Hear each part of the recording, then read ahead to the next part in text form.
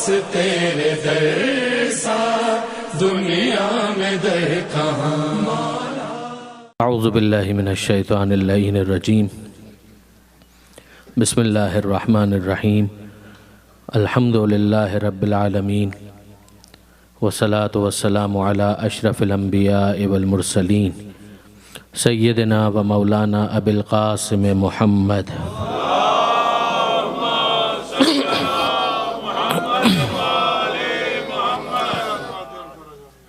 وأہل بیتہ الطیبین الطاہرین المعصومین المظلومین المنتجبین المنتخبین المیامین الذین اذہب اللہ عنہم الرجس وطہرہم تطہیرا۔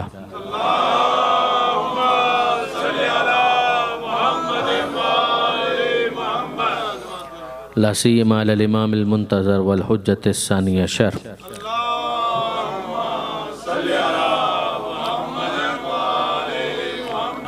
واللعنۃ الدائمۃ الباقیۃ علی اعدائہم اجمعین من یوم ظلمہم الی قیام یوم الدین۔ اللہم انا نرغب الیک فی دولۃ کریمہ تعز بها الاسلام و اہلہ وتذل بها النفاق و اہلہ وتجعلنا فیہا من الدعاة الی طاعتک والقادۃ الی سبیلک وترزقنا بها کرامة الدنیا والآخرہ۔ رب اشرح لی صدری ویسر لی امری واحلل عقدۃ من لسانی یفقہوا قولی واجعلنی خالصا لوجہک الکریم یا اللہ۔ صلوات علی محمد وآل محمد۔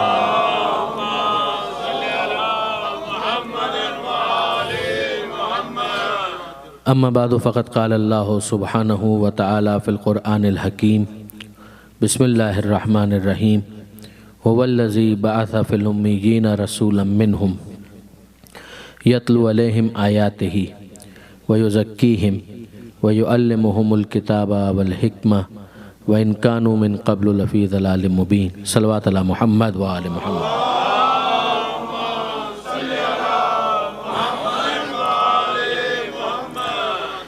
برادران عزیز و خاران محترم، کار رسالت عنوان ہے جس کے ماتحت سورہ مبارکہ جمعہ کی اس آیت کو مسلسل تلاوت کرنے کا شرف حاصل کیا جا رہا ہے۔ ارشاد پروردگار ہے کہ خدا وہ ہے بعث فی الامیین، کہ جس نے امیین میں ایک رسول کو بھیجا، رسولا منہم یتلو علیہم آیاتہ، جس کا پہلا کام یہ ہے کہ ان کے درمیان اس نصاب کا اعلان کرے کہ جو پروردگار کی طرف سے نازل ہوا ہے، جو آیتیں اس پر نازل ہو رہی ہیں وہ ان کی تلاوت کرے۔ وَيُزَكِّيهِمْ، وہ ان کے نفسوں کو سدھارے، ان کے نفسوں کو پاک و پاکیزہ بنائے۔ وَيُعَلِّمُهُمُ الْكِتَابَ وَالْحِكْمَةَ، انہیں کتاب کی تعلیم دے اور انہیں حکمت کی تعلیم دے۔ میں نے آپ کی خدمت میں کل گزارش کی تھی کہ تزکیہ نفس اگر نہ ہو تو پاک و پاکیزہ نصاب بھی آلودہ ہو جاتا ہے، جس کے لیے ہمیں پیغمبر اکرم کی اس حدیث کو بار بار ذہن میں رکھنا ہوگا۔ کل بھی میں نے تلاوت کی تھی کہ رب تالی القرآن والقرآن یلعنہ، کہ بہت سے قرآن کی تلاوت کرنے والے ایسے ہیں کہ وہ قرآن کی تلاوت کرتے ہیں اور قرآن ان پر لعنت بھیج رہا ہوتا ہے، یعنی اس تلاوت کو قبول نہیں کیا جاتا۔ جیسے کہ پوٹینشل کو اگر ڈیولپ نہ کیا جائے اور پھر اس کے بعد براہ راست قرآن مجید سے استفادے کی کوشش کی جائے تو قرآن مجید سے استفادہ ناممکن ہے۔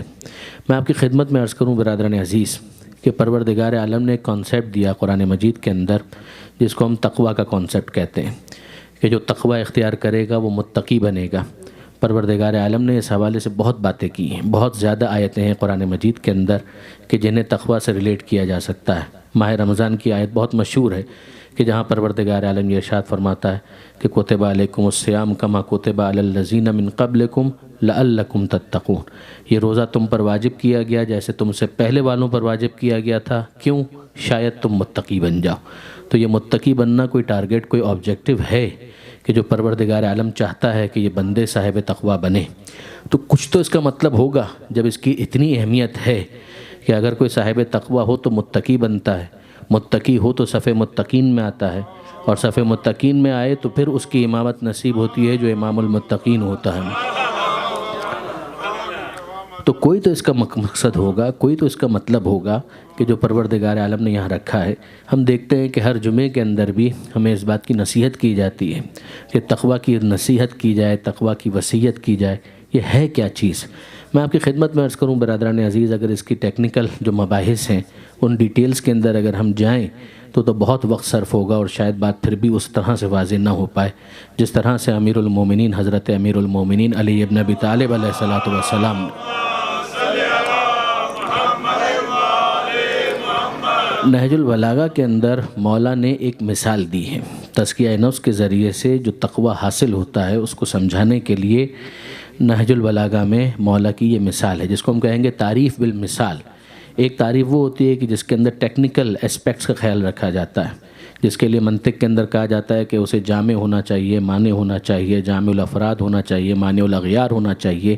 اور ایک انداز ہوتا ہے تعریف بالمثال کہ مثال کے ذریعے سے اس چیز کو ایلوبریٹ کرنے کی کوشش کی جائے۔ کئی مرتبہ جو ٹیکنیکل ڈیفینیشنز ہوتی ہیں وہ معاملے کو کمپلیکیٹڈ بنا دیتی ہیں۔ میں اس کی اور کیا مثال آپ کی خدمت میں عرض کروں؟ فرض کیجئے کہ آپ کو پیاس لگی ہے اور آپ ٹیکنیکل آدمی نہیں ہیں، تو آپ اپنے بیٹے سے کیا کہیں گے کہ مجھے پانی پلا دو؟ لیکن اگر آپ ٹیکنیکلی اس کو ایکسپلین کرنا شروع کریں اور آپ سائنٹسٹ ہیں اور آپ کا بیٹا یا آپ کی فیملی یا آپ کی وائف یا آپ کے دوسرے عزیز رشتہ دار جن سے آپ وہ مطالبہ کرنے جا رہے ہیں وہ ان باتوں کو، ان باریکیوں کو اس طرح سے نہیں سمجھتے، اور اگر آپ ان سے یہ کہیں کہ ایک H2O ایک گلاس میں لے کر آ جاؤ، تو آپ مجھے بتائیے کہ وہ کیا سمجھے گا؟ شاید ٹیکنیکلی یہ ڈیفینیشن زیادہ بہتر ہو کہ ہائیڈروجن کے اتنے مولیکیولز ہیں اور آکسیجن کا ایک مولیکیول ہے، ملے تو اس کے بعد جو چیز بنتی ہے وہ لے آؤ، لیکن کیا اس سے اسے پانی سمجھ میں آئے گا؟ ظاہر ہے کہ سمجھ میں نہیں آئے گا۔ اگر آپ یہ کہیں کھانا کھانے کے بعد کہ آج اس کے اندر سوڈیم کلورائڈ کم تھا، تو پکانے والا کیا سمجھے گا کہ آپ کس چیز کا مطالبہ کر رہے ہیں؟ کہ الگ سے آپ کو لا کر دیا جائے تاکہ آپ اسے ایڈ کریں اور پھر اس کے بعد اس کا جو ٹیسٹ ہے وہ اسی طریقے سے ڈیولپ ہو سکے۔ لیکن آپ آسانی کے ساتھ کہہ دیجئے سالٹ کی بات کر رہا ہوں یا نمک کی بات کر رہا ہوں، تو ظاہر ہے کہ بات بالکل واضح ہو جائے گی۔ تو کئی مرتبہ ایسا ہوتا ہے کہ اگر ٹیکنیکلی کسی چیز کو بیان کیا جائے تو وہ چیز اور زیادہ مشکل بن جاتی ہے۔ تو تقویٰ کو بھی اگر آپ ٹیکنیکلی ڈسکس کرنا چاہیں تو طریقے ہیں کہ وقایہ اس کا اصل ہے اور مادہ یہ ہے اور مصدر یہ ہے اور وہاں سے یہ لفظ نکلا ہے اور اس کا یہ مطلب ہے۔ لیکن آئیے تھوڑا سا ہم اس مثال پر غور کریں جو مولا نے بیان کی ہے، اور بہت خوب بیان کی ہے۔ مولا کی ہر بات ہی خوب ہے۔ تو نہج البلاغہ کے اندر امیر المومنین فرماتے ہیں، لفظ میرے ہیں مطلب مولا کا ہے، کہ ایک سواری ہے جس کی لگام آپ کے ہاتھ میں نہیں ہے، یا آپ کے ہاتھ میں لگام ہے مگر وہ جو گھوڑا ہے، وہ جو ہارس ہے، وہ سرکش ہے، وہ آپ کے کنٹرول میں نہیں ہے۔ پہلے آپ مجھے ایک بات بتائیے کہ کیا آپ ایسی سواری پسند کریں گے کہ جس کی لگام آپ کے ہاتھ میں نہ ہو؟ تو آپ اس کو کنٹرول ہی کیسے کریں گے جب لگام آپ کے ہاتھ میں نہیں ہے؟ بابر بادشاہ کے بارے میں ہمارے ایک دوست کہا کرتے تھے، مجھے نہیں معلوم یہ بات کتنی صحیح ہے کتنی غلط، لیکن اگر بات ان کی ہے تو بھی اور کسی اور کی ہے تو بھی بات بڑے پتے کی ہے کہ بابر بادشاہ جو ہے وہ گھوڑے کی سواری بہت اچھی طرح سے کرنا جانتے تھے۔ تو ایک مرتبہ ان کے کسی مصاحب نے ان سے یہ کہا کہ بادشاہ سلامت، گھوڑا تو آپ روزانہ دوڑاتے ہیں، ایک دفعہ ہاتھی کی سواری کر کے دیکھیں۔ تو انہوں نے کہا ٹھیک ہے، ہاتھی کہاں ہے؟ کہا یہ رہا۔ وہ چڑھ گئے اس کے اوپر جمپ لگا کر، اور پھر اس کے بعد انہوں نے پوچھا اس کی لگام کہاں ہے؟ تو کہا اس کی لگام نہیں ہوتی۔ کہا اس کو چلاتے کیسے ہیں؟ کہا بس اس کے پیٹ پہ نیچے تھوڑا تھوڑا ہاتھ ماریے تو وہ آگے بڑھے گا، اسی طرح سے ہاتھ ماریے تو رک جائے گا۔ جس طرح سے بابر نے جمپ لگا کر اس کے اوپر سواری کی تھی، اسی طرح جمپ لگا کے وہ نیچے اتر آیا۔ اس نے کہا بابر مر جائے گا، ایسی سواری پر نہیں بیٹھے گا جس کی لگام اس کے ہاتھ میں نہ ہو۔ اگر اسٹیئرنگ ہی آپ کے پاس نہیں ہے تو آپ برادران عزیز مجھے بتائیے کہ گاڑی آپ کے کنٹرول میں کیسے رہے گی؟ تو پھر اب کیا ہو کہ صاحب ایک تو اس کی لگام ہو، دوسری بات یہ ہے کہ وہ لگام سے دی گئی انسٹرکشنز کو سمجھے۔ اگر وہ گھوڑا جس پر آپ بیٹھے ہیں لگام بھی آپ کے ہاتھ میں ہے لیکن وہ آپ کی انسٹرکشنز کو فالو نہیں کر رہا، آپ دوڑانا چاہتے ہیں وہ نہیں دوڑتا، آپ روکنا چاہتے ہیں تو رکتا نہیں ہے، آپ دائیں لے جانا چاہیں تو وہ لیفٹ چلا جاتا ہے، آپ لیفٹ لے جانا چاہیں تو وہ رائٹ چلا جاتا ہے، تو یہ آپ کے کنٹرول میں تو نہیں ہے۔ امیر المومنین فرماتے ہیں کہ تقویٰ اس سواری کا نام ہے کہ جس کی لگام بھی تمہارے ہاتھ میں ہو، کنٹرول بھی تمہارے ہاتھ میں ہو۔ یہ تمہارا نفس جو ہے، اس نفس کی سواری تمہارے پاس ہے، کنٹرول کتنا ہے تمہارے پاس؟ اگر تم اس کو دوڑانا چاہو تو دوڑے، تم روکنا چاہو تو رکے، تم دائیں لے جانا چاہو وہ منع نہ کرے، تم بائیں لے جانا چاہو وہ منع نہ کرے۔ جیسے تمہاری انسٹرکشنز ہو ان انسٹرکشنز کو وہ پوری طریقے سے فالو کر کے اسی طرح سے اگر رسپونڈ کر رہا ہے تو جتنا تمہیں رسپانس ملتا چلا جائے سمجھ لو کہ اتنا تقویٰ تمہارے اندر آ چکا ہے، اس حد تک تم متقی ہو۔ اور جہاں پر یہ کنٹرول ختم ہوتا ہوا محسوس ہو تو سمجھ جانا کہ وہیں پر تقویٰ بھی ختم ہو گیا۔ تقویٰ اس کنٹرول کا نام ہے کہ جو انسان اپنے اوپر نافذ کرتا ہے۔ تو اس کا مطلب یہ ہے کہ انسان اسلام قبول کرے، پھر اس کے بعد وہ محنت کرے، تزکیہ نفس کرے، تو اس کا نتیجہ یہ نکلے گا کہ وہ صاحب تقویٰ بنے گا۔ جواب جی ہاں، ایسا ہی ہوگا۔ تو کوئی ایسا مرتبہ بھی ہے کہ جس کو تقویٰ کا کوئی ایسا سٹیج کہا جا سکے کہ جو اسلام سے پہلے بھی ہو؟ کیا اس بات کی کوئی گنجائش ہے؟ بہت توجہ کیجئے گا، ہم اسٹیپ بائی اسٹیپ آگے بڑھ رہے ہیں کہ آپ غور فرمائیے کہ ایک انسان ہے وہ تزکیہ نفس کرے گا تو تزکیہ نفس کے نتیجے میں اسے تقویٰ حاصل ہوگا، تقویٰ کے نتیجے میں سیلف کنٹرول ڈیولپ ہو جائے گا۔ اب اگر وہ مثال کے طور پر بھوک کو کنٹرول کرنا چاہتا ہے، کر سکتا ہے، تو رمضان کا روزہ بھی رکھ لے گا۔ اب اگر وہ صبح کو اٹھنے کے لیے الارم لگائے تو فجر کی نماز کے لیے اٹھ بھی جائے گا، اس کو کوئی مشکل نہیں ہوگی، اس لیے کہ کنٹرول ڈیولپ ہو چکا ہے۔ آپ غور فرمائیے، اگر اس کے جیب میں مال ہے، زکوٰۃ اور خمس اس کے اوپر واجب ہے، تو کون سی چیز ہے جو اس کو روک رہی ہے؟ اگر تقویٰ ہوتا تو کنٹرول ہوتا۔ آپ ایسی حکایتیں سنتے ہوں گے کہ بعض افراد خمس نکالنے سے پہلے اپنے ہاتھ پیر بندھوا دیا کرتے تھے، نکالنا چاہ رہے ہیں مگر وہ کہتے تھے ہمارے ہاتھ بھی باندھ دیجئے، ہمارے پیر بھی باندھ دیجیے گا۔ کیوں؟ کہ ہاتھ اور پیر باندھ دیے اور اس کے بعد ہماری جیب میں سے یہ مال نکال دیجئے خمس کے عنوان سے۔ جیسے کہ میں جانتا ہوں خود کو کہ اگر ہاتھ کھلے ہوں گے تو یہ مال جاتا ہوا دیکھنا میں برداشت نہیں کر سکوں گا۔ غور فرمائیے، یہ بھی ایک انداز ہے۔ اس کا مطلب یہ اس فیز کے اندر ہے کہ جہاں پر وہ کنٹرول ڈیولپ کرنا چاہتا ہے، ابھی پوری طرح سے وہ کنٹرول ڈیولپ نہیں ہو پایا۔ اب میں آپ کی خدمت میں عرض کر رہا ہوں اور واپس عرض کر رہا ہوں کہ کیا تقویٰ کا کوئی ایسا مرحلہ ہو سکتا ہے کہ جو اسلام سے بھی پہلے ہو؟ دیکھیے سورہ بقرہ، پروردگار عالم کیا ارشاد فرما رہا ہے؟ آغاز ہی کے اندر الف لام میم ذالک الکتاب لا ریب فیہ، یہ کتاب اس میں شک کوئی نہیں ہے، یہ بالکل حتمی طور پر پروردگار عالم کی طرف سے نازل شدہ ہے۔ مگر ہدایت کس کی کرے گی؟ کہ ھدی للمتقین، یہ ہدایت کرے گی صاحبان تقویٰ کی۔ چلیے چھٹی ہوئی، ہم تو اسلام قبول کرنے کے بعد متقی بننا چاہتے تھے، یہاں پر تو قرآن یہ کہہ رہا ہے کہ یہ ہدایت ہی صاحبان تقویٰ کی کرے گی۔ اب میں آپ کے سامنے واقعی بڑا لاجیکل کویشچن رکھ رہا ہوں کہ آپ دیکھیے، متقی بن جاؤ، یہ عبادت انجام دو تاکہ متقی بن جاؤ، وہ عبادت انجام دو تاکہ متقی بن جاؤ، ایسا ہی ہے نا؟ اب آپ ذرا اس آیت پر غور کیجئے، اس آیت کو رکھیے سورہ بقرہ کی آیت کو ایک سائٹ پر، اور آئیے میرے ساتھ چلیے سورہ آل عمران میں۔ پروردگار عالم فرماتا ہے سارعوا الی مغفرۃ من ربکم وجنۃ عرضها السماوات والارض اعدت للمتقین۔ مقابلہ کرو آپس میں ایک دوسرے کے ساتھ، تیزی دکھاؤ، کمپٹیشن اس میں بھی تو کرو، دوسری چیزوں میں مقابلہ ہوتا ہے کہ اس میں بھی تو مقابلہ کرو۔ سارعوا، ایک دوسرے کو پیچھے چھوڑنے کی کوشش کرو۔ سابقو کے ساتھ بھی یہ آیت آئی ہے سورہ حدید کے اندر، مگر یہ سورہ آل عمران، سرعت دکھاؤ، تیزی دکھاؤ، ایک دوسرے کو پیچھے چھوڑنے کی کوشش کرو، اس میں کمپٹیشن کرو، یہ ہیلدی کمپٹیشن ہے، یہ پازیٹیو کانٹیسٹ ہے، اس کو کرو۔ کس چیز کو حاصل کرنے کے لیے؟ اپنے رب کی مغفرت کو حاصل کرنے کے لیے اور جنت کو حاصل کرنے کے لیے کرو مقابلہ۔ وہ جنت عرضها السماوات والارض، وہ جنت کہ جس کی وسعت کا تم کیا اندازہ لگاؤ گے؟ زمین اور آسمان کی وسعتوں کا تم اندازہ لگا پائے ہو کہ تم جنت کی وسعت کا اندازہ لگاؤ۔ یہ جنت کس کو ملے گی؟ کہ اعدت للمتقین، یہ جنت بنائی گئی ہے صاحبان تقویٰ کے لیے۔ تو برادران عزیز، متقی بنو اس لیے کہ جنت بنائی گئی ہے صاحبان تقویٰ کے لیے۔ ہدایت ملے گی تب ہم تقویٰ حاصل کریں گے، اگر ہدایت ملے گی اور پھر تقویٰ حاصل کریں گے تو یہ تو کتاب ہدایت ہی نہیں کرتی جب تک تقویٰ نہ ہو۔ یہ وشیس سرکل نہیں ہے، یہ دور نہیں ہے، یہ کیا ہو گیا؟ کتاب ہدایت کرے گی اگر تم متقی بن جاؤ، متقی اگر ہم بن گئے تو ہدایت یافتہ ہو گئے، ہدایت یافتہ ہو گئے تو جنتی ہو گئے، تو اب اس کے بعد ہدایت کی کون سی ضرورت باقی رہتی ہے؟ یہ تو تحصیل حاصل ہے۔ جب میں نے لنچ کر لیا اس کے بعد اگر آپ مجھے لنچ آفر کریں تو اٹس آف نو یوز۔ میں ڈنر کر چکا، اب اگر آپ مجھے کہیں کہ ڈنر کے لیے چلیے، اٹس آف نو یوز، وہ تو پہلے ہی حاصل ہو چکا۔ تو اگر متقی بن گئے تو صف متقین میں شامل ہو گئے. جنت ہے صاحبان تقویٰ کے لیے، جنت مل گئی تو کامیاب تو ہو گئے.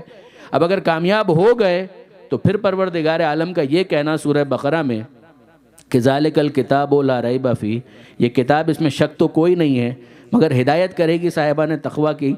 تو اگر وہ متقی بن چکا ہے تو اسے اب ہدایت کی ضرورت کیا ہے؟ اس کی جنت تو پہلے ہی گارنٹیڈ ہے.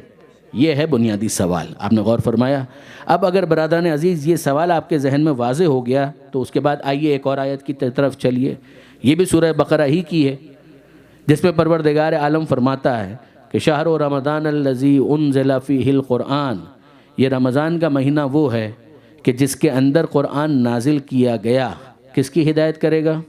ہدن للناس سے، جو ہدایت کرے گا تمام کے تمام انسانوں کی. یہ قرآن ہدایت کرے گا تمام انسانوں کی. یہاں پر یہ کہا جا رہا ہے ہدن للناس، وہاں پر کہا جا رہا ہے ہدن للمتقین. یہ معاملہ ہے کیا؟ یہ حل کیسے ہوگا؟ کتاب اللہ کی کتاب ہے جس میں اختلاف کا امکان نہیں ہے. اگر قرآن کو درمیان میں سے ہٹا دیں تو رسالت کولیپس ہو جائے گی، اور رسالت کولیپس ہو جائے تو دین کچھ باقی نہیں بچے گا. مطلب کیا ہے؟ اس گتھی کو آپ کیسے سلجھائیں گے؟ اس پزل کو آپ کیسے سولو کریں گے؟ نہیں برادران عزیز، کیس یہ ہے، ایک ہے قرآن کا پوٹینشل اور ایک ہے انسانوں کا پوٹینشل.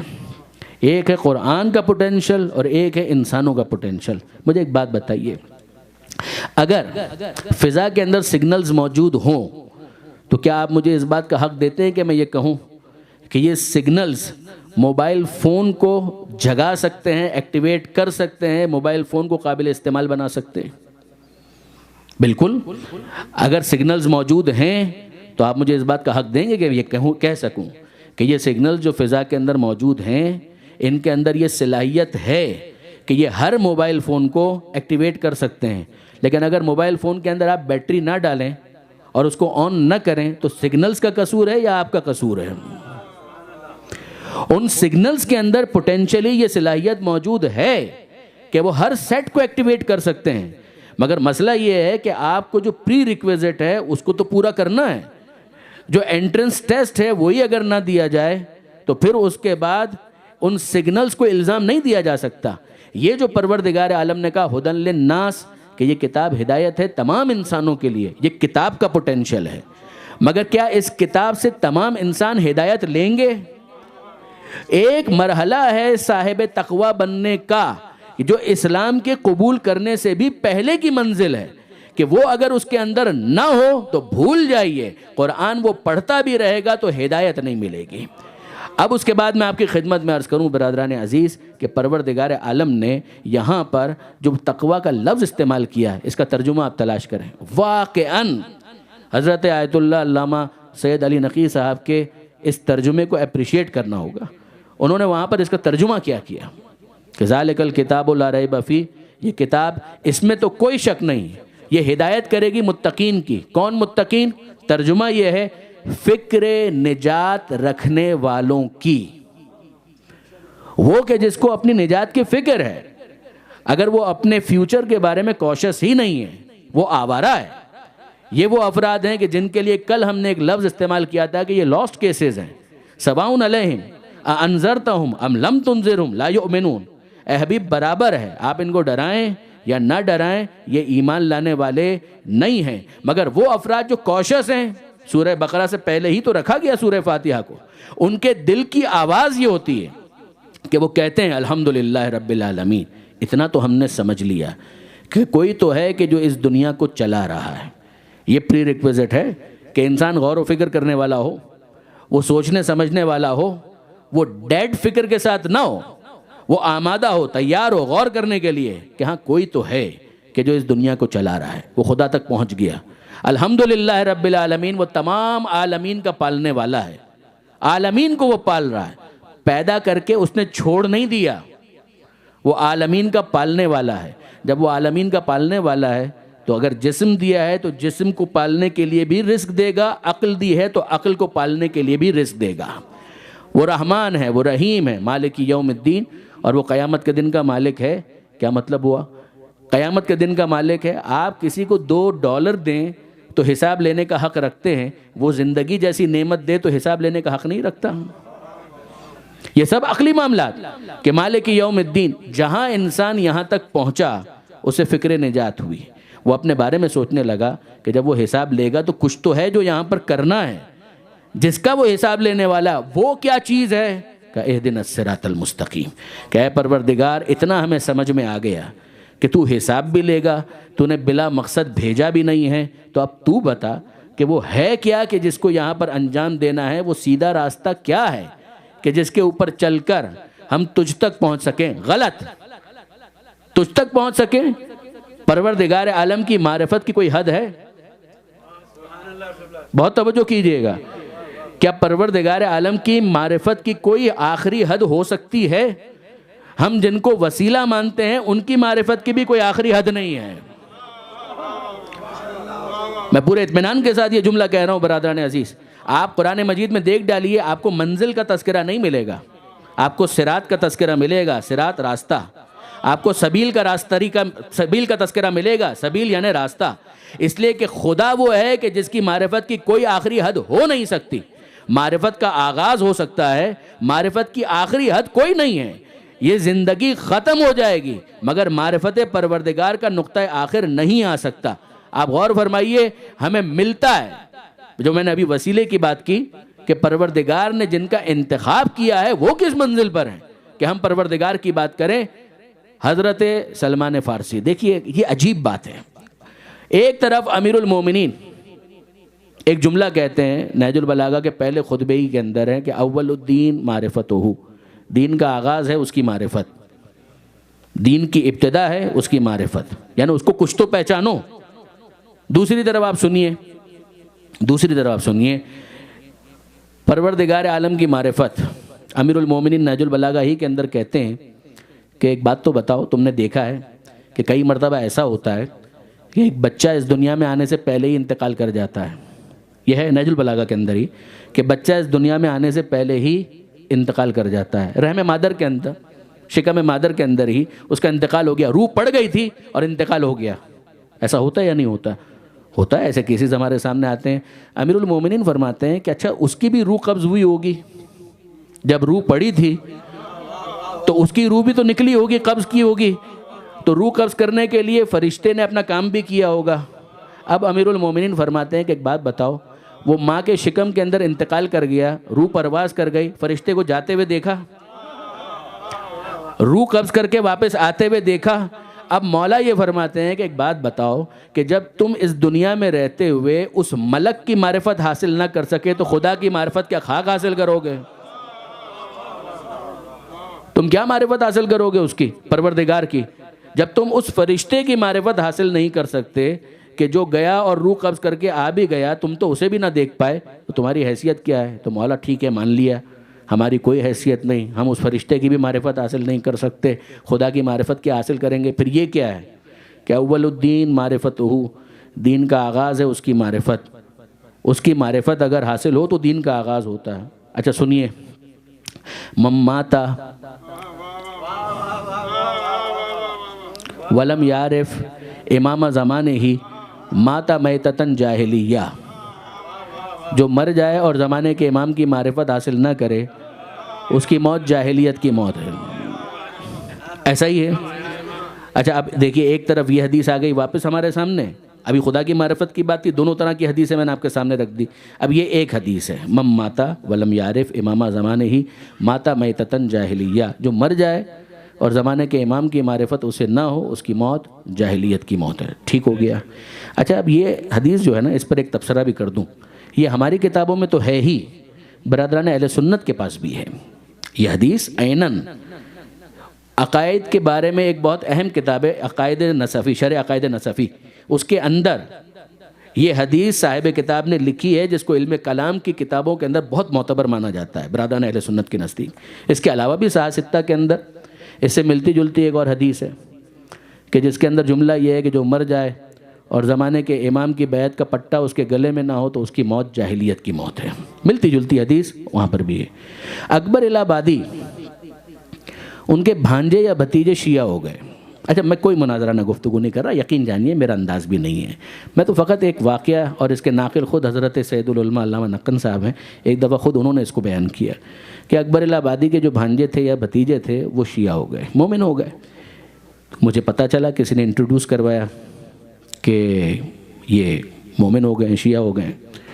تو علامہ فرماتے ہیں کہ میں اتنی جلدی خوش نہیں ہوتا. کسی کے بارے میں اگر مجھے پتہ چل جائے کہ یہ شیعہ ہو گیا ہے، میں اتنی جلدی خوش نہیں ہوتا، میں معلوم کرنا چاہتا ہوں یہ شیعہ کیوں ہو گیا. تو میں نے ان سے پوچھا کہ برادر آپ جو شیعہ ہو گئے بہت اچھی بات ہے، کوئی خاص وجہ؟ کہا کہ میرے ماموں اکبر الہ آبادی وہ میرے ذوق دین کے بارے میں جانتے تھے، تو انہوں نے ایک استاد مقرر کر دیا. انہوں نے کہا کہ بھئی صاحبزادے جو ہیں ان کو دین کا ایک شوق ہے، شغف رکھتے ہیں، جاننا چاہتے ہیں دین کے بارے میں، تو ایک کام کرتے ہیں کہ ان کا ایک استاد مقرر کرتے ہیں جو باقاعدہ ان کو دورہ حدیث کروائے. اچھا دورہ حدیث جو ایک اصطلاح ہے کہ جس کے اندر ایک ایک حدیث 1 by 1 جو صحاح ستہ کے اندر ہیں ان سب کو پڑھایا جاتا ہے. کہ بخاری وہ پڑھا رہے تھے، اور بخاری جب وہ پڑھا رہے تھے تو اس کے اندر ایک کے بعد دوسری حدیث آ رہی تھی. ایک حدیث یہ والی بھی آ گئی کہ جو مر جائے اور امام کے ساتھ اس کا معاملہ ایسا ہو کہ وہ اس کی بیعت میں نہ ہو اور اس کی بیعت کا پٹا اس کے گلے میں نہ ہو تو اس کی موت جو ہے جاہلیت کی موت ہے. یہ حدیث آ گئی. پھر اس کے بعد ایک اور حدیث آئی کچھ دنوں کے بعد کہ شہزادی کے بارے میں، حضرت زہرا سلام اللہ علیہا کے بارے میں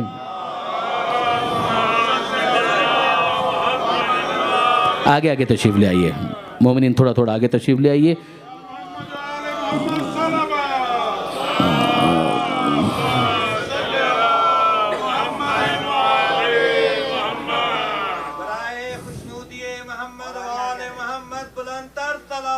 اللہم صلی علی محمد وآل محمد. تو اب برادران عزیز میں اس کو مکمل کرنا چاہوں گا کہ وہ اکبر الہ آبادی کے جو بھانجے تھے وہ اپنا قصہ خود سنا رہے ہیں کہ استاد مقرر کر دیا گیا اور حدیث پہ حدیث وہ پڑھا رہے ہیں.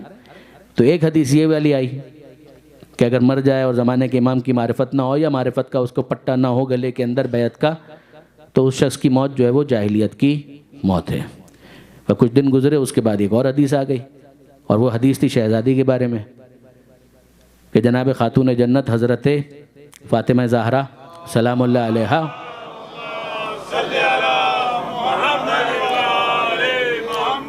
بی بی جو ہیں وہ فلاں صاحب کے اوپر غضبناک ہوئی اور جناب سیدہ نے ان سے گفتگو نہیں کی. انتقال ہو گیا مگر شہزادی ان سے راضی بھی نہیں ہوئی، غضبناک ہوئی اور ان سے گفتگو بھی نہیں کی.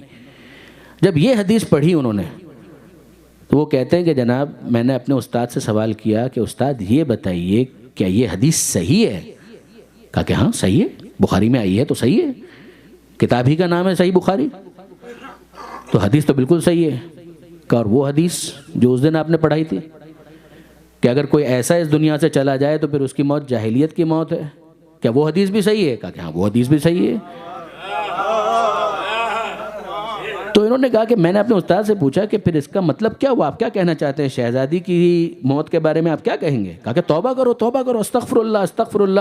اتنی معرفت اس استاد کو بھی تھی کہ اس جملے کو برداشت نہیں کر پائے. کہا کہ فاطمہ زہرا کے بارے میں، شہزادی کے بارے میں تم کیا کہہ رہے ہو؟ کہا کہ نہیں میں تو کچھ نہیں کہہ رہا، میں تو فقط نتیجہ نکال رہا ہوں کہ یہ بھی حدیث ہے اور وہ بھی حدیث ہے. تو یا تو یہ مانیے کہ ان کی موت جو ہے وہ جاہلیت کی ہے معاذ اللہ، اور یا پھر یہ مانیے کہ جن سے وہ ناراض ہوئی تھی وہ سب کچھ ہو سکتے ہیں، امام نہیں ہو سکتے. تو انہوں نے کہا کہ نہیں ابھی تم اور پڑھو تو تمہیں سمجھ میں آئے گا، ابھی تم کچھ ایسی صحبتوں میں بیٹھنے لگے ہو کہ جس کی وجہ سے تمہارا ذہن جو ہے وہ خراب ہو رہا ہے. کہا کہ ٹھیک ہے استاد نے کہا تو میں نے قبول کر لیا. علامہ کہتے ہیں میں نے پوچھا پھر کیا ہوا؟ کہا کہ کچھ دن اور گزر گئے. پھر اس کے بعد کہا استاد نے پوچھا سمجھ میں آ رہا ہے؟ کہا کہ ہاں سب سمجھ میں آ رہا ہے مگر وہ بات اب تک سمجھ میں نہیں آئی ہے، وہ مسئلہ اسی طریقے سے اٹکا ہوا ہے. کہا نہیں ابھی تم تھوڑا اور پڑھو اس کے بعد تمہیں سمجھ میں آ جائے گا. کہا پھر کیا ہوا؟ تو ہوا یہ کہ کچھ دن اور گزر گئے، کچھ ہفتے گزر گئے. پھر استاد نے سوال کیا کہ سب کچھ ٹھیک سمجھ میں آ رہا ہے؟ کہا کہ سب سمجھ میں آ رہا ہے، وہ مسئلہ اب تک سمجھ میں نہیں آیا ہے. تو علامہ فرماتے ہیں کہ میں نے ان سے پوچھا پھر آخر میں ہوا کیا؟ کہا ہوا وہی جو انہوں نے کہا تھا. کہا کیا مطلب؟ انہوں نے یہی کہا تھا کہ اور پڑھو سمجھ میں آ جائے گا. بس میں پڑھتا گیا اور سب سمجھ میں آتا گیا.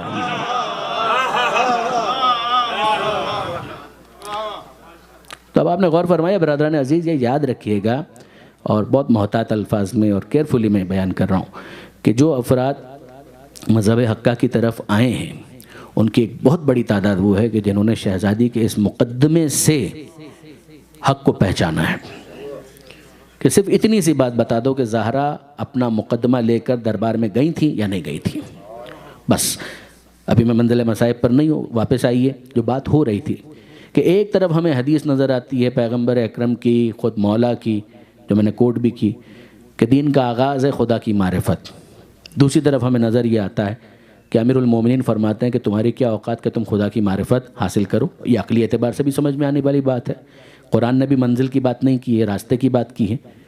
ایک طرف ہمیں حدیث یہ نظر آتی ہے کہ جو مر جائے اور زمانے کے امام کی معرفت حاصل نہ کرے اس کی موت جاہلیت کی موت ہے، تو معرفت حاصل کرنا ضروری ہے۔ اور اب اس کے بعد جناب سلمان فارسی کے یہ جملے ذرا توجہ کیجیے گا۔ حضرت سلمان فارسی مسجد نبوی سے باہر آ رہے تھے، مدینہ منورہ مسجد نبوی، مسجد نبوی کا مطلب یہ ہے کہ پیغمبر اکرم مور اور لیس اگر مدینہ کے اندر ہیں تو مسجد نبوی ان کا ہیڈ کوارٹر ہے، وہیں پر انہوں تمام چیزوں کو ڈیل کرنا ہے، لوگوں سے ملاقاتیں کرنی ہے، نماز بھی پڑھانی ہے جماعت کے ساتھ، جمعے کا خطبہ بھی دینا ہے، کوئی اناؤنسمنٹ کرنی ہے تو وہ بھی ہونا ہے، لوگوں کی تعلیم تربیت سب کچھ وہیں پر ہو رہا ہے، کلاس روم بھی وہی ہے، سب کچھ وہی ہے، تو موسٹ آف دا ٹائم پیغمبر اکرم تو وہاں پر ہیں۔ اب سلمان فارسی مسجد نبوی سے باہر آ رہے تھے، ایک صاحب ان کو ملے اور انہوں نے کہا اے سلمان یہ بتاؤ کہ مسجد نبوی سے آ رہے ہو تو پیغمبر تو وہاں پر ہوں گے، پیغمبر کے ساتھ کوئی تھا یا پیغمبر تنہا تھے؟ سلمان فارسی کا جواب آپ سنیے، سلمان کہتے ہیں کہ ہاں کوئی تھا تو صحیح مگر میں نہیں پہچانتا، میں نہیں پہچانتا، کوئی تھا ضرور مگر میں اسے پہچانتا نہیں ہوں۔ انہوں نے کہا کہ ٹھیک ہے سلمان کہہ رہے ہیں تو ہو سکتا ہے کوئی اجنبی آیا ہو جس کو سلمان نہ پہچانتے ہوں۔ گئے مسجد نبوی کے اندر داخل ہوئے اور مسجد نبوی کے اندر داخل ہوتے ہوئے نظر آیا کہ پیغمبر اکرم ہے اور پیغمبر کے ساتھ مولا تشریف فرما ہے، امیر المومنین تشریف فرما ہے، علی مرتضیٰ تشریف فرما ہے۔ مولا کو اس نے دیکھا اور پیغمبر اکرم سے شکایت کی، پیغمبر اکرم سے کہا اللہ کے رسول آپ سلمان کی اتنی تعریفیں کرتے ہیں، منا ہم میں سے ہے، اہل بیت میں سے ہے، یہ بھی اپنی جگہ ایک سوال ہے کہ یہ سلمان کو جب اہل بیت کہا ہے تو اپ گریڈ کیا ہے یا ڈی گریڈ کیا ہے؟ ظاہر ہے کہ اپ گریڈ ہی کیا ہے، درجہ بلند کیا ہے، تو ہمیں اتنا تو سمجھ میں آتا ہے کہ صحابی میں اگر کوئی ممتاز ہو جائے تو اسے اپ گریڈ کر کے اہل بیت میں شامل کیا جاتا ہے۔ حفظ مراتب اپنی جگہ پر بہت اہم ہے، تو پیغمبر اکرم کے سامنے اس نے کمپلین کی اللہ کے رسول آپ اتنی تعریف کرتے ہیں سلمان کی اور سلمان کو ذرا دیکھیے، کہ کیا ہوا کیا؟ کہ میں باہر گیا، میں باہر تھا، سلمان نظر آئے مسجد سے نکل رہے ہیں، میں نے پوچھا اللہ کے رسول اکیلے تھے یا ان کے ساتھ کوئی بیٹھا ہوا تھا؟ تو بڑے مزے سے کہہ رہے ہیں کہ ہاں کوئی تھا تو صحیح مگر میں نہیں پہچانتا۔ اب بتائیے سلمان علی کو نہیں پہچانتے؟ کیا سلمان علی کو نہیں پہچانتے؟ کیا یہ ممکن بھی ہے؟ پیغمبر اکرم مسکرائے، پیغمبر اکرم مسکرائے اور انہوں نے کہا کہ بھائی سلمان کا ایشو ہے تو سلمان کو بلاؤ۔ زیادہ جھگڑے اسی وجہ سے ہوتے ہیں نا کہ جس کا ایشو ہوتا ہے اسی کو نہیں بلایا جاتا۔ بعض معذرت عام طور پر چاہے رشتہ داروں کے درمیان جھگڑے ہوں، چاہے دوستوں کے درمیان جھگڑے ہوں، عزیزوں کے درمیان فساد ہو، زیادہ تر مسئلہ یہ بھائی انہوں نے یہ کہا، انہوں نے یہ کہا، جنہوں نے کی بات کر رہے ہیں ان کو تو بلائیے کہ وہ واقعی اس بات کو اون بھی کرتے ہیں کہ نہیں۔ الزام لگانا بہت آسان ہے مگر جس پر الزام لگایا جا رہا ہے اس کو جسٹیفیکیشن کا موقع تو دیجئے۔ پیغمبر اکرم مسکرائے کہ بھئی سلمان کا معاملہ ہے، سلمان کو بلاؤ۔ سلمان کو بلایا گیا، سلمان تشریف لے آئے۔ اللہ کے رسول کہتے ہیں اے سلمان تمہارے بارے میں کمپلین آئی ہے۔ کہی جی اللہ کے رسول فرمائیے کیا کمپلین ہے؟ اب پوچھو، یہ کچھ کہہ رہے ہیں۔ ہاں بھائی کیا کمپلین ہے؟ کہ میں باہر آپ سے ملا تھا۔ جی ہاں بالکل آپ ملے تھے۔ میں نے آپ سے پوچھا تھا اللہ کے رسول تنہا ہے یا کوئی ساتھ بیٹھا ہوا ہے؟ بالکل آپ نے پوچھا تھا۔ کیا آپ نے یہ نہیں کہا تھا کہ ہاں کوئی ہے تو صحیح مگر میں نہیں پہچانتا؟ کہ بالکل میں نے یہی کہا تھا۔ لیجئے اللہ کے رسول، اب تو یہ خود بھی کنفیشن کر رہے ہیں، یہ خود بھی یہ کہہ رہے ہیں کہ علی کے بارے میں انہوں نے یہ کہا کہ میں علی کو نہیں پہچانتا۔ اب بتائیے یہ علی کو نہیں پہچانتے؟ پیغمبر اکرم مسکراتے جاتے ہیں اور کہتے جاتے ہیں بھئی سلمان کیا اب تم اپنی صفائی میں کہنا چاہتے ہو؟ سلمان کہتے ہیں اللہ کے رسول آئی مینٹین مائی اسٹیٹمنٹ، میں اپنی بات پر قائم ہوں، میں اس سے فرار تو اختیار نہیں کر رہا، میں کسی فرار کا ماننے والا تو ہوں بھی نہیں، میں تو اسی حیدر کرار کا ماننے والا ہوں، تو میں فرار اختیار نہیں کر رہا، جو میں کہہ چکا ہوں اس کو میں مینٹین کرتا ہوں، میں اپنی بات پر قائم ہوں۔ کہا اچھا اب تم ہی سمجھا دو تاکہ ان کو بھی سمجھ میں آ جائے کہ تمہاری بات کا مطلب کیا تھا. اے اللہ کے رسول، اب سلمان کے جملے، اے اللہ کے رسول آپ انصاف سے بتائیے کہ آپ نے خود یہ نہیں کہا تھا کہ خدا کو کسی نے نہیں پہچانا، یا میں نے پہچانا یا علی نے پہچانا؟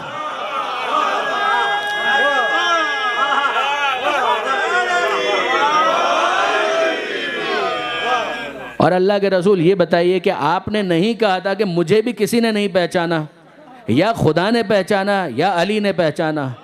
اور پھر اللہ کے رسول کیا آپ نے تیسرے مرحلے میں یہ نہیں کہا تھا کہ علی کو بھی کسی نے نہیں پہچانا، یا خدا نے پہچانا یا میں نے پہچانا؟ اب جب میں اپنے آپ پر غور کرتا ہوں تو مجھے یہ بھی معلوم ہے کہ نہ میں خدا ہوں نہ میں محمد مصطفیٰ ہوں. تو میری مجال کیا ہے کہ میں کہہ سکوں کہ میں علی کو پہچانتا ہوں؟ خدا کی قسم نہ پہچانتا تھا، نہ پہچانتا ہوں، نہ پہچان سکوں گا. درود بھیجئے محمد و آل محمد.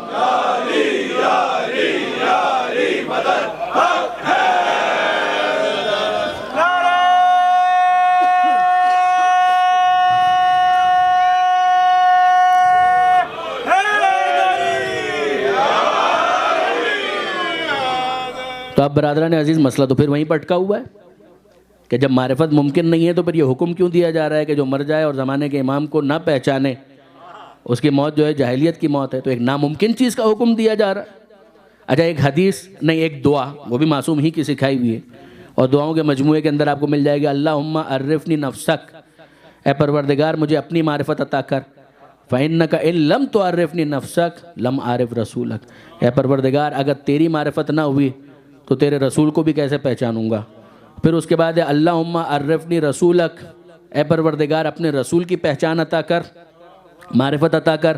فَإِنَّكَ إِن لَمْ تُعَرِّفْنِي رَسُولَكَ لَمْ أَعْرِفْ حُجَّتَكَ، اگر تیرے رسول کی پہچان نہیں ہوگی تو تیری حجت کی بھی پہچان نہیں ہو پائے گی. وہ سیکوینس تو یہی ہے کہ فطرتاً اللہ کی طرف متوجہ ہو جاؤ، جب لا الہ الا اللہ تک پہنچو گے تو محمد الرسول اللہ تک پہنچو گے، جب محمد الرسول اللہ تک پہنچو گے تو علی ولی اللہ تک پہنچو گے.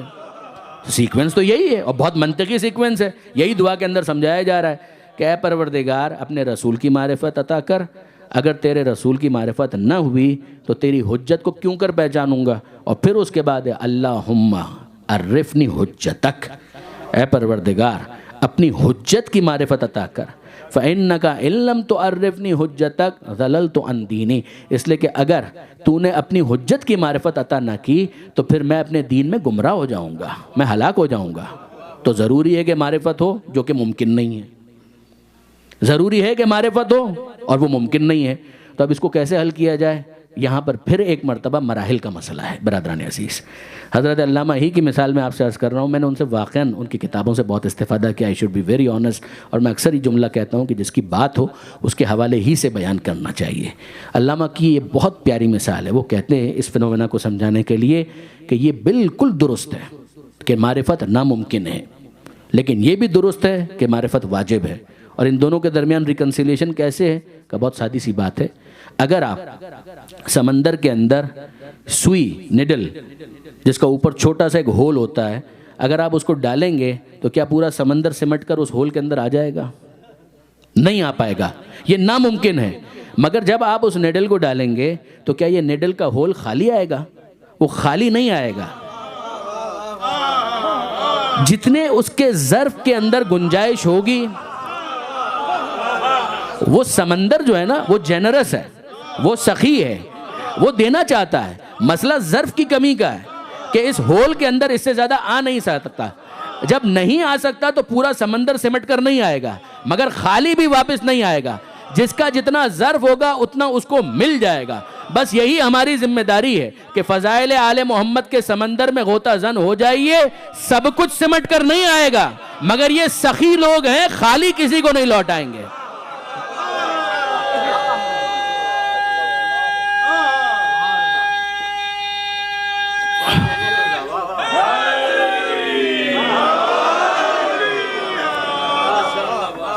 اب آپ نے غور فرمایا برادران عزیز،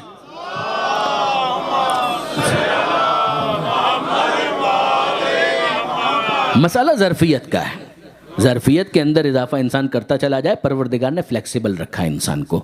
ہاں یہ طے ہے، مرتے مر جائیں گے، یہ طے ہے کہ معرفت کا نقطہ آخر ہمارے پاس نہیں آ سکتا.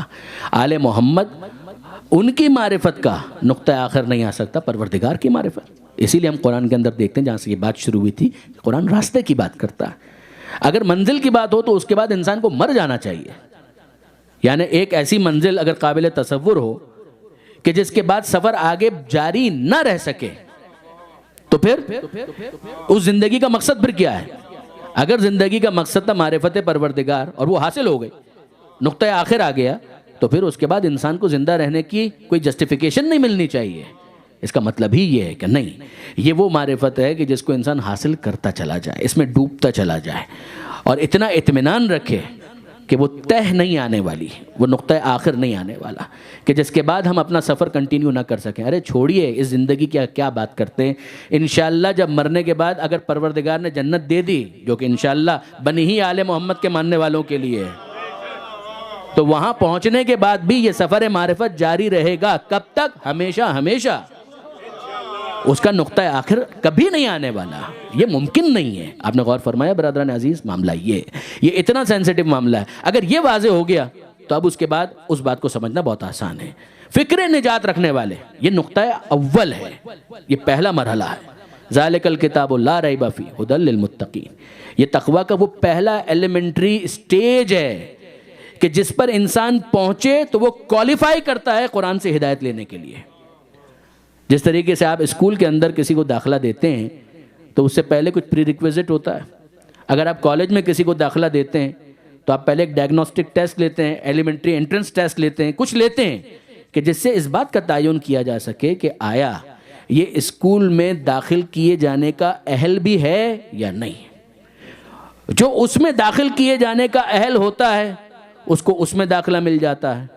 جس کو اسلام میں داخل ہونے کا اہل پایا جاتا ہے اس کو وہاں داخلہ مل جاتا ہے. اور اگر کوئی ایسا ہو کہ جو چادر میں آنے کا اہل ہو تو داخلہ اس کو بھی ملے گا. لیکن یاد رکھیے اگر کوئی نا اہل ہے تو نہ دنیا کا کوئی ادارہ برداشت کرتا ہے، نہ چادر میں داخلے کی کوئی گنجائش باقی رہتی ہے. درود بھیجئے محمد و آل محمد پر.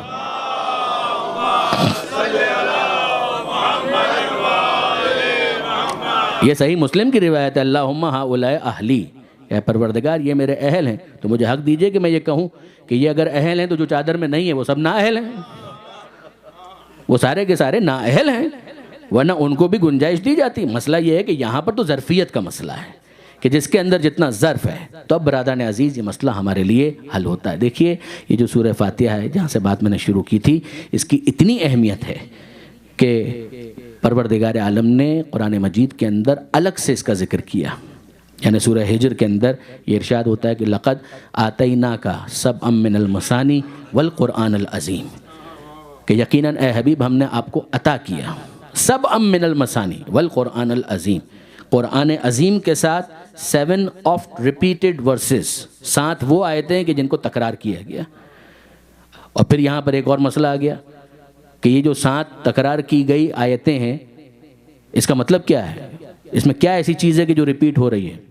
اور اس کی بہت سی وجوہات بیان کی گئی. ایک وجہ یہ بیان کی گئی کہ جناب عالی مسئلہ یہ ہے کہ اس کے اندر جو 7 آیتیں ہیں ہر نماز میں 2 مرتبہ ان کو پڑھنا ہے، تو تکرار تو ہو گئی. دیکھیے برادران عزیز تکرار تو ہوئی. ہر 2 رکعت کے اندر اس کو جب پڑھنا ہے تو پہلی رکعت میں بھی پڑھنا ہے، دوسری رکعت میں بھی پڑھنا ہے. لا صلاۃ الا بفاتحۃ الکتاب، نماز ہو ہی نہیں سکتی جب تک اس میں فاتحہ نہ پڑھا جائے. ٹھیک ہو گیا. اچھا اب اس کے اندر کچھ الفاظ ہیں کہ جن کو تکرار کیا گیا ہے. بسم اللہ الرحمن الرحیم، رحمان رحیم، اللہ، یہ 3 لفظ آ گئے بسم اللہ کے اندر. الحمدللہ رب العالمین، لفظ اللہ تکرار ہو گیا. الرحمن الرحیم پھر تکرار ہو گئے. ایسا ہے یا نہیں؟ اہدنا الصراط المستقیم، صراط، لفظ صراط 1 مرتبہ آ گیا. صراط الذین انعمت علیہم، یہ لفظ صراط پھر تکرار ہو گیا. یہ بھی ایک وجہ بیان کی گئی کہ یہ اس کو 7 مثانی اس لیے کہا گیا. مگر آپ غور کیجئے ایک بات پر کہ یہ جو 7 آیتیں ہیں ان کو الگ سے بیان کیا جا رہا ہے. یہ اس کا ایک ظاہر ہے. لقد آتیناک سبعا من المثانی، جو صاحبان علم تشریف فرمائے، میں سمجھتا ہوں کہ وہ اس بات کو پوری طریقے سے کمپریہنڈ کریں گے جو میں کہنے جا رہا ہوں. یہ ہے قرآن مجید کا ظاہر. اور قرآن کے بارے میں مولا کا ایک جملہ ہے کہ ظاہرہ انیق و باطنہ عمیق، کہ قرآن کا ایک ظاہر ہے جو خوشنما ہے، خوبصورت ہے، اور ایک اس کا باطن ہے جس کے اندر بڑی ڈیپتھ ہے۔ 7 باطن ہیں، 70 باطن ہیں، جو اس کا وارث ہوگا وہ اس کے باطن سے واقف ہوگا۔ دیکھیں برادران عزیز، بہت سادی سی بات میں عرض کروں، آپ کے سامنے یہ کلر ہے، یہ ظاہر ہے، کیا اس کے پیچھے بھی کچھ ہے؟ یہ خوبصورت ہے مگر کیا اس کی ڈیپتھ میں بھی کچھ ہے، یا بس یہ کلر ہی سب کچھ ہے؟ آپ کی آنکھ جو آپ کو نظر آ رہی ہے یہ ظاہر ہے، اس کے اوپر پلکیں ہیں، یہ بھی ظاہر ہے، پلک ہٹ گئی اور اندر سے کچھ نظر آنا شروع ہوا، وہ ظاہر ہو گیا، مگر کیا ابھی اور کچھ اندر موجود ہے، یا معاملہ یہیں پر ختم ہو جاتا ہے؟ ایک ظاہر ہے، ایک اس کا باطن ہے، اور کتنے باطن ہیں؟ جلد ہمیں نظر آ رہی ہے اسکن، مگر کیا اس کے اندر بھی کچھ لیئرز ہیں؟ بالکل ہیں۔ تو ظاہرہ انیق و باطنہ عمیق، ظاہر سب کو نظر آئے گا، مگر آپ انصاف کی بات مجھے بتائیے کہ اگر بھی میں آنکھ کے اندر کے جو معاملات ہیں اس پر گفتگو کروں تو مجھے سوٹ ہی نہیں کرتا، ڈاکٹر کرے گا، جو آئی اسپیشلسٹ ہے وہ اس کے بارے میں بتائے گا، جنرل فزیشین کچھ باتیں بتائے گا، جو آئی اسپیشلسٹ ہے اور باتیں بتائے گا، جو اس کا وارث ہے، جس کے پاس اس کا علم ہے، وہ اس کے بارے میں تفصیل بتا سکتا ہے۔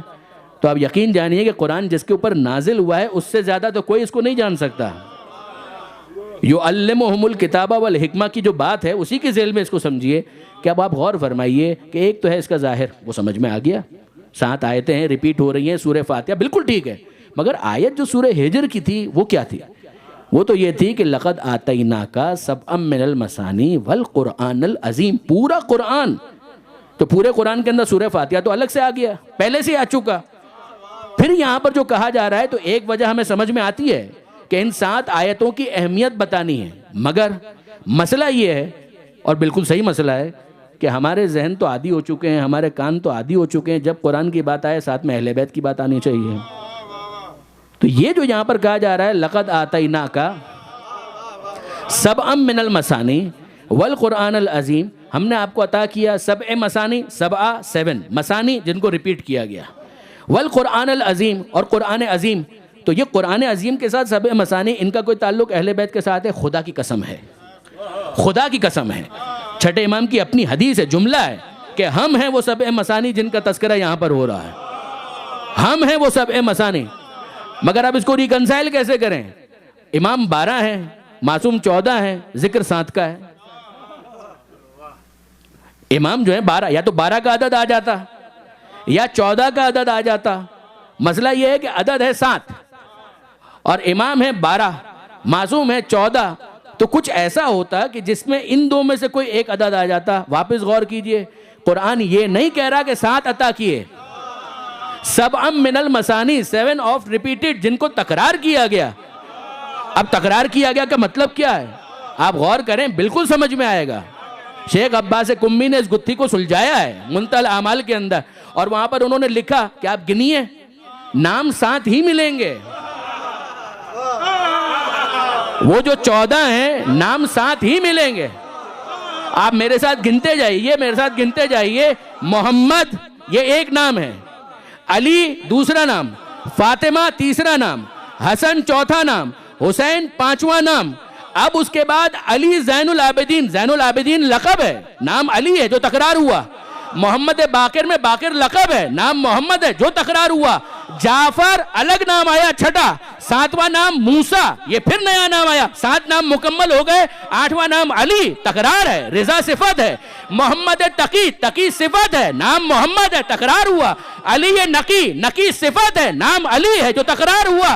حسن عسکری، عسکری نسبت ہے، نام حسن ہے جو تکرار ہوا۔ اور آخری امام کا نام بھی اسی پہلے کے نام پر ہے، نام بھی اسی کا ہے، کنیت بھی اسی کی ہے، 7 ہے کہ جن کو تکرار کیا گیا۔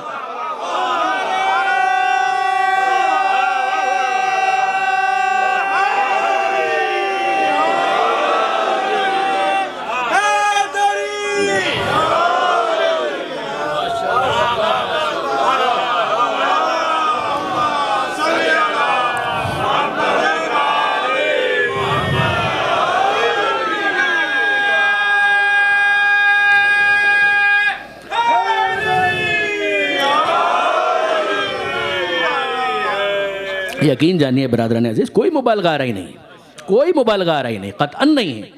ہم کیا مبالغہ کریں گے؟ آل محمد نے خود جو کچھ بیان کیا ہے انسان اس کا بھی تحمل نہیں کر سکتا۔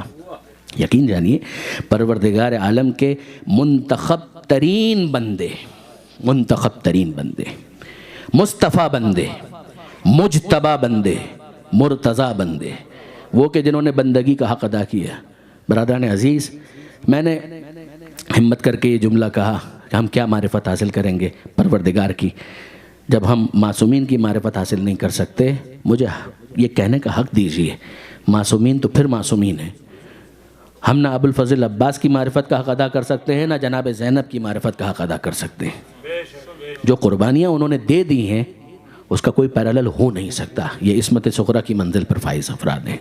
اگر عصمت کبریٰ نہ بھی ہو، عصمت صغریٰ کی منزل پر فائز ہیں، جس کی تشریح اپنے مقام پر۔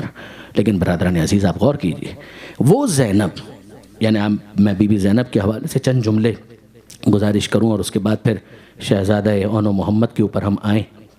ذرا سوچئے تو صحیح کہ وہ بی بی کربلا کے بعد دو زین ہیں کہ جنہوں نے حسین کے مشن کو آگے بڑھایا۔ ایک زین العابدین ہے اور ایک زین اب ہے۔ زین العابدین عبادت گزاروں کی زینت، زین اب جناب زینب کا جو نام ہے زین اب اس سے نکلا ہے۔ اب کا مطلب ہوتا ہے باپ۔ زین اب یعنی جو اپنے باپ کے لیے باعث زینت ہو۔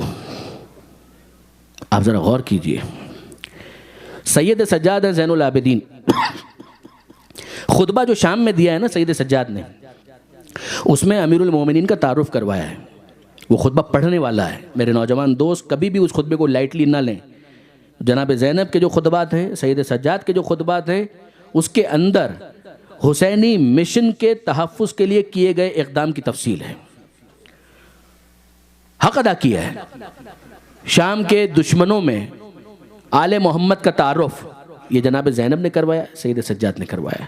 اس خطبے کے اندر سید سجاد نے ایک جملہ کہا، امیر المومنین کا جب تذکرہ کیا ہے تو یہ کہا ہے کہ وہ تھے زین العابدین، وہ تھے عبادت گزاروں کی زینت۔ آپ اور میں کیا بات کریں گے علی کے بارے میں، ان کی عبادت کے بارے میں؟ یہ جو پیغمبر اکرم نے کہا ہے ایسے نہیں کہا ہے کہ ضربت علی یوم الخندق افضل من عبادت الثقلین، کہ ثقلین کی عبادتیں مل کر اس ایک ضربت کا مقابلہ نہیں کر سکتی جو خندق کے اندر علی ابن ابی طالب کی چلی ہے۔ عبادتیں قربان ہیں امیر المومنین کی اس ایک ضربت کے اوپر۔ حق ہے کہ زین العابدین کہیں کہ وہ تھے زین العابدین، وہ تھے عبادت گزاروں کی زینت، وہ جو عبادت گزاروں کی زینت ہے اور وہ جن کا ذکر ہر مجلس کی زینت ہے۔ زینوا مجالسکم بذکر علی ابن ابی طالب، میں عرض کر چکا۔ اس علی کے لیے جو زینت کا باعث ہے اس کا نام ہے زینب، وہ ہے شہزادی زینب۔ یہ مذاق نہیں ہے۔ جو مرتبہ اور مقام شہزادی کا ہے، جناب زینب کا ہے، جو ثانی زہرا کہا گیا، عقیلہ بنی ہاشم کہا گیا، معلمہ قرآن جو قرآن کا درس دیا کرتی تھی، جناب زینب معلمہ قرآن تھی۔ کوفے کی عورتیں جناب زینب کے پاس زانو تلمس طے کیا کرتے تھے، امیر المومنین کی اجازت سے وہ آیا کرتی تھی۔ جس نے دوسروں کی اتنی تربیت کی ہے اس نے اون و محمد کی کیسی تربیت کی ہوگی۔ جناب زینب، ان کے شوہر کا نام ہے عبداللہ ابن جعفر طیار۔ جعفر طیار امیر المومنین کے بڑے بھائی تھے۔ ان کے فرزند عبداللہ، ان کے ساتھ شادی ہوئی جناب زینب کی، جس کے نتیجے میں ولادت ہوئی ہے جناب اون اور جناب محمد کی۔ یہ عبداللہ ابن جعفر طیار آنکھوں سے بہت کم نظر آتا ہے۔ کربلا کے واقعے کے موقع پر بہت ضعیف ہو چکے تھے، بیمار بھی تھے، لہٰذا نہیں چل پائے ساتھ میں۔ سفر آپ کے ذہن میں ہے کہ حسین مظلوم کا قافلہ مدینہ منورہ سے چلا، مکہ معظمہ پہنچا، چند مہینوں کے بعد مکہ معظمہ سے روانہ ہوا۔ وہ افراد جو حج کے لیے جا چکے ہیں، عمرے کے لیے جا چکے ہیں، وہ جانتے ہیں ایک اصطلاح ہے حرم، حرم کی حدود، وہ ایریا پورے کا پورا کہ جس کے اندر شکار کی اجازت نہیں ہے، گھاس توڑنے کی بھی اجازت نہیں ہے۔ وہ جگہ، وہاں پر حسین ابن علی کو جو وارث کعبہ ہے پناہ نہیں ملی۔ حاجیوں کے بھیس میں قاتلوں کے وفود آ چکے تھے۔ حسین ابن علی چلے، مکہ مکرمہ سے باہر نکلے۔ ابھی عبداللہ ابن جعفر طیار بھی ساتھ نہیں ہے، اون بھی ساتھ نہیں ہے، محمد بھی ساتھ نہیں ہے، جناب زینب ساتھ ہیں۔ قافلہ آگے بڑھا، حدود حرم سے باہر نکلے۔ یہ امام حسین علیہ السلام کا پہلا ٹارگٹ تھا۔ امام کہتے تھے کہ میں پسند کرتا ہوں کہ اگر مجھے قتل کیا جانا ہے تو حرم کی حدود سے ایک بالشت اگر باہر قتل ہونا ممکن ہو، میں نہیں چاہتا کہ حرم کی حدود کے اندر میرا خون بہے، میں نہیں چاہتا۔ حرم سے باہر آئے، حرم سے باہر آئے، اس جگہ کا نام ہے تنعیم۔ آج بھی دوسرے عمرے کے لیے جو زائرین وہاں جاتے ہیں وہ وہاں پر پہنچتے ہیں تاکہ احرام باندھ سکیں۔ خدا سب کو بار بار نصیب کرے۔ وہاں پر امام نے پہنچنے کے بعد یا اس سے تھوڑا آگے جانے کے بعد امام نے کہا، اے بھیا عباس، قافلے کو روک دو، ٹھہرا دو۔ قافلے کو ٹھہرا دیا گیا، اور اب حضرت ابوالفضل عباس آئے امام حسین کے پاس، ہاتھوں کو جوڑ کر کہتے ہیں، آقا کوئی خاص مصلحت یہاں پر رکنے کی؟ امام نے کہا کہ ہاں بھیا، مجھے کسی کا انتظار ہے۔ حسین کہہ رہے ہیں مجھے کسی کا انتظار ہے۔ کس کا انتظار ہے؟ کچھ دیر کے بعد عبداللہ ابن جعفر طیار آتے ہوئے نظر آئے اپنی سواری پر، اون و محمد کو ساتھ لیے ہوئے۔ اون و محمد کو ساتھ لے کر عبداللہ پہنچ گئے، امام حسین سے ملاقات ہوئی، گفتگو ہوئی ابتدائی، سلام علیک، اور پھر اس کے بعد عبداللہ یہ کہتے ہیں کہ حسین، کیا مجھے اس بات کی اجازت ہے کہ میں اپنی زوجہ زینب سے کچھ باتیں کر لوں؟ عبداللہ نے جیسے ہی پوچھا، امام نے کہا، عبداللہ زینب آپ کی زوجہ ہے، میری اجازت کی کوئی ضرورت نہیں ہے، فلاں سواری پر جو محمل ہے اس کے اندر زینب تشریف فرمائیں، آپ چاہیے اور ان سے بات کریں جو آپ بات کرنا چاہتے ہیں۔ عبداللہ آئے، جناب زینب کو اطلاع مل چکی ہے کہ میرے شوہر ملاقات کے لیے آئے۔ جیسے ہی عبداللہ قریب آئے، سلام، جواب سلام، اس سے پہلے کہ عبداللہ کچھ کہتے جناب زینب ایک بات کہتی ہیں، عبداللہ تم آئے ہو ملنے کے لیے، میں شریعت کو سمجھتی ہوں، جانتی ہوں، مجھے بھی معلوم ہے کہ شوہر کی اجازت کے بغیر سفر نہیں کیا جا سکتا۔ اب بھی میں نے جو سفر کیا تم سے اجازت لے کر کیا، مگر دیکھو اگر تم مجھے یہ کہو گے کہ میرے ساتھ واپس مدینہ پلٹو، میں چلی جاؤں گی، میں شریعت کی پابند ہوں، میں شریعت کی مخالفت تو نہیں کروں گی، مگر ایک بات بتاؤ عبداللہ، کیا حسین سے جدا ہونے کے بعد میں زندہ رہ پاؤں گی؟ زینب زندہ تو نہیں جا پائے گی، شاید زینب کا جنازہ تمہارے ساتھ جائے گا۔ عبداللہ نے یہ جملے سنے، کانپ گئے، تڑپ گئے۔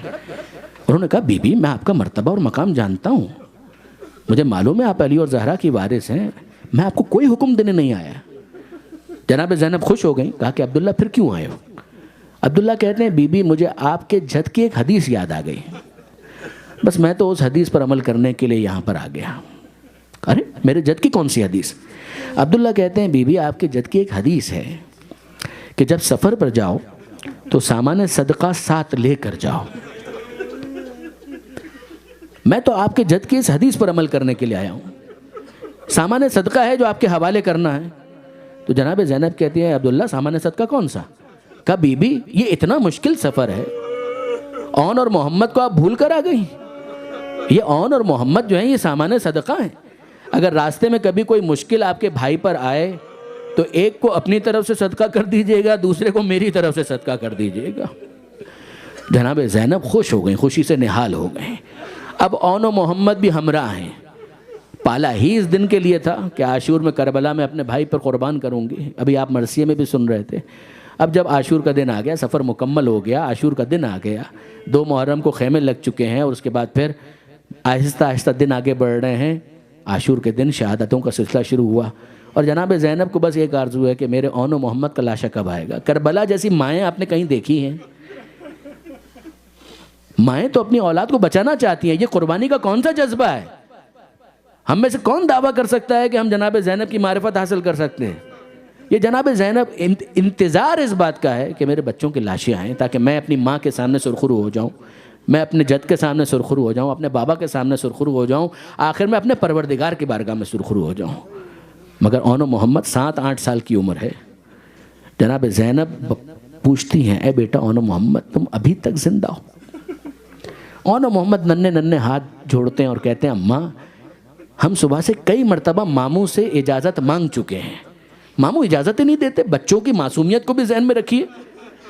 اور پھر اس کے بعد اس گفتگو کو سنیے، ہم کتنی مرتبہ ماموں سے کہہ چکے، ماموں ہمیں میدان میں جانے کی اجازت دیجیے۔ آپ میں سے جو بھانجے رکھتے ہیں وہ جانتے ہیں، آپ کا مشاہدہ ہے کہ ماموں اور بھانجے کا جو رشتہ ہے اس کے اندر بھانجے ہمیشہ طلب کرتے ہیں، ماموں یہ دلا دیجیے، ماموں وہ دلا دیجیے۔ آپ نے کوئی بھانجے دیکھے کہ جو اپنے ماموں سے موت کا تحفہ مانگ رہے ہوں؟ ہمیں مرنے کی اجازت دیجیے۔ حسین کیسے اجازت دیں؟ جناب زینب نے بلوایا، ماموں سے کہو کہ میں ملنا چاہتی ہوں، بات کرنا چاہتی ہوں۔ حسین آئے، میدان جنگ ہے، کچھ دیر کے لیے خیمے کے اندر آئے. جناب زینب نے کہا بھیا میرے اون و محمد کو مرنے کی اجازت دو. حسین نے کوئی جواب نہیں دیا. علامہ نجم الحسن قراروی صاحب ذکر العباس کے اندر یہ تفصیل لکھتے ہیں, حسین نے کوئی جواب نہیں دیا, آنسو بہاتے ہوئے باہر آ گئے.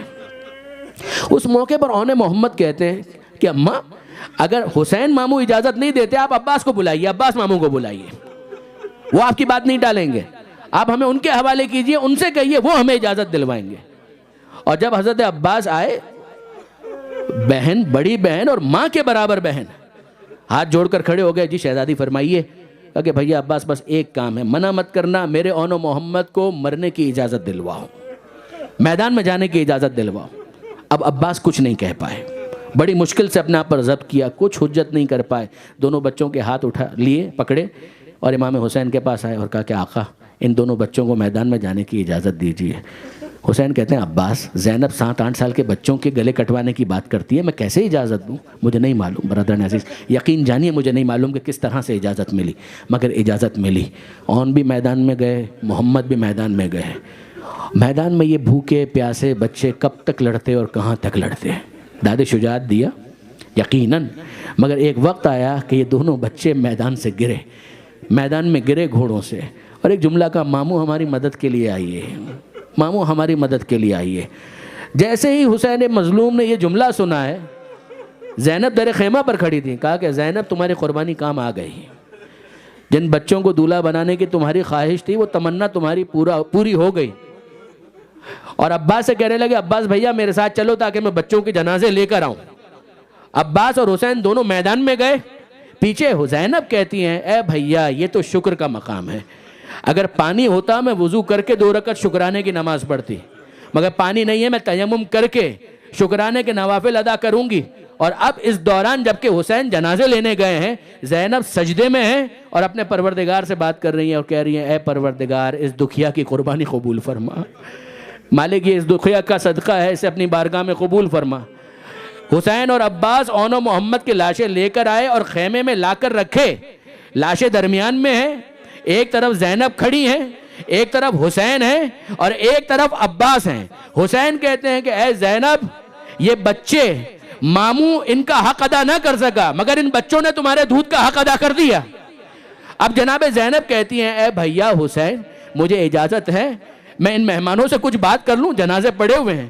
اور اب جھکتی ہیں جناب زینب, بڑے کے قریب آتی ہیں اور ایک جملہ کہتی ہیں اے بیٹا جب یہ چھوٹا رات کو چونک جاتا تھا تو میں اسے اپنے سینے سے لگا لیتی تھی, اب بیابان میں یہ چھوٹا بھائی تیرے سپرد ہے, اگر کبھی چونک جائے تو اسے اپنے سینے سے لگا کر تسلی دینا. چھوٹے کے قریب آئی, ہاتھوں کو اپنے ہاتھوں میں لیا, جو خون تھا اسے اپنے چہرے پر ملا اور یہ کہنے لگی ماں ان ہاتھوں کے نثار عمر سعد کو بتا دیا کہ میدان میں بہادر کس طرح سے جان دیتے ہیں. اچانک زینب کھڑی ہوئی, حسین سے مخاطب ہو کر کہنے لگی اے بھیا اگر ان بچوں سے کوئی کوتاہی ہوئی ہو. زینب معافی مانگتی ہے, میں نے کہہ دیا تھا میدان میں کبھی مت کہنا ہم حسین کے بھانجے ہیں, جب کوئی پوچھے یہی کہنا ہم حسین کے غلام ہیں, ہم حسین کے غلام ہیں. حسین اب برداشت نہ کر سکے, زینب سے لپٹ گئے. اے زینب ان بچوں نے حق ادا کر دیا, وہ دشمن پوچھتے رہے تم کون ہو, یہ ہمیشہ کہتے تھے ہم حسین کے غلام ہیں, ہم حسین کے